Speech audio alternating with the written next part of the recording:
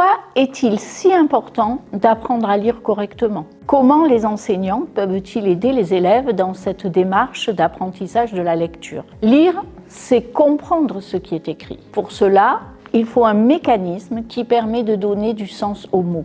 En français, notre écriture repose sur un système alphabétique où les phonèmes, les sons, il y en a 36, se combinent avec des graphèmes, les lettres, là il y en a 26, et pour former tous les mots. Ce processus est soutenu par les théories de la lecture de Héry en 2005, qui met en avant l'importance de la correspondance graphème, phonème, son, lettres pour le décodage des mots. Contrairement à d'autres langues comme le chinois, où chaque caractère est un mot à part entière, en français, l'enfant doit maîtriser un nombre limité de phonèmes pour pouvoir lire une infinité de mots. L'apprentissage de la lecture n'est pas aussi naturel que l'apprentissage du langage oral.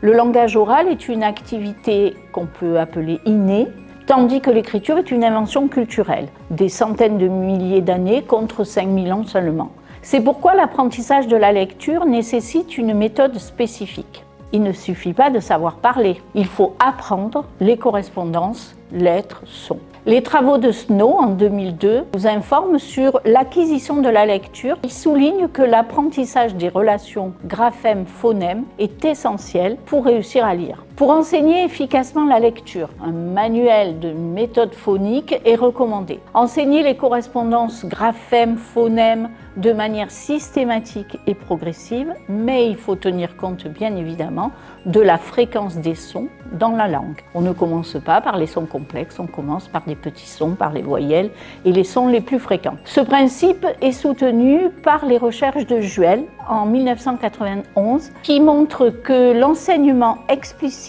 des relations phonologiques est l'une des méthodes les plus efficaces pour améliorer la fluidité de la lecture. Les enseignants doivent également et surtout repérer les élèves en difficulté, leur offrir un soutien plus intensif comme le recommande la pédagogie différenciée pour répondre aux besoins spécifiques de chaque enfant. En plus de la reconnaissance des mots, il est essentiel de développer des stratégies de compréhension des lectures. Un bon lecteur n'est pas seulement rapide et précis, il comprend aussi ce qu'il lit. Cela rejoint les travaux de Stanovich en 1980 sur la compréhension de la lecture, qui montre que la fluence en lecture et la compréhension sont étroitement liées. Victor Hugo disait « Lire, c'est boire et manger. L'esprit qui ne lit pas maigrit, comme le corps qui ne mange pas ». Grâce à une approche systématique et une prise en compte des besoins individuels, l'enseignant peut aider chaque enfant à devenir un lecteur compétent et surtout passionné.